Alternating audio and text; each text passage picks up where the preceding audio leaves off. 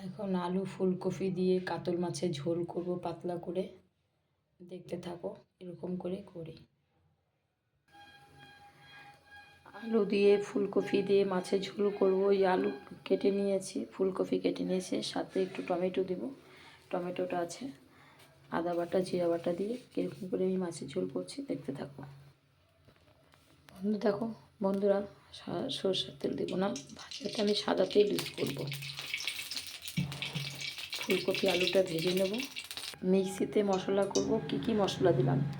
জিরা দিলাম, জিরা, ধনে, লঙ্কা গুঁড়ো, একটু আদা আর একটু টমেটো।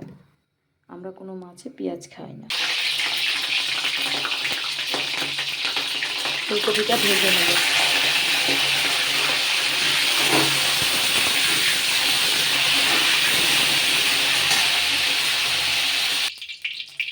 বন্ধুরা আলুটাও ভেজে নেব।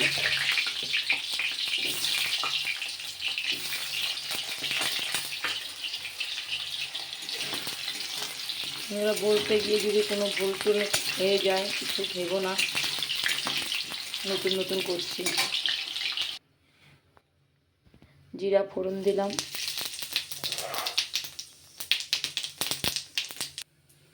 আমার মশলা করা হয়ে গেছে।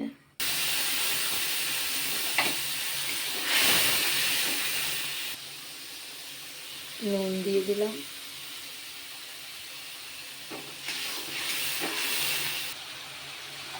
বন্ধুরা মশলাটা দিয়ে দিচ্ছি। মশলাটা এখন কষিয়ে নিয়ে আলু ফুলকপিটা দিয়ে দেব। বন্ধুরা দেখো মশলা কষানো হয়ে গেছে। এখন দিব আলু ফুলকপি, ঢেকে দেব। আলু ফুলকপি কষানো হয়ে গেলে জল দিয়ে দেব। এখন ঢাকা দিয়ে দিব।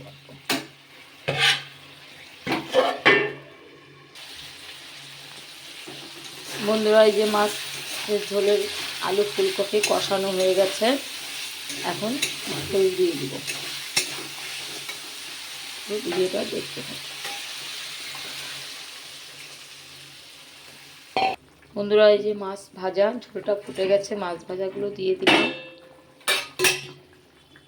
দিয়ে নেড়ে চেড়ে, ঝোল ফুটে গেছে, মাছ ফুটে গেছে, ধনে পাতা দিয়ে দিলাম। যেহেতু আমরা পেঁয়াজ টিয়াজ কিছু দিইনি, ধনে পাতা দিলাম। ঠান্ডা দিনে পাতলা ঝোলে একটু ধনে পাতা দিলে ভালোই লাগে।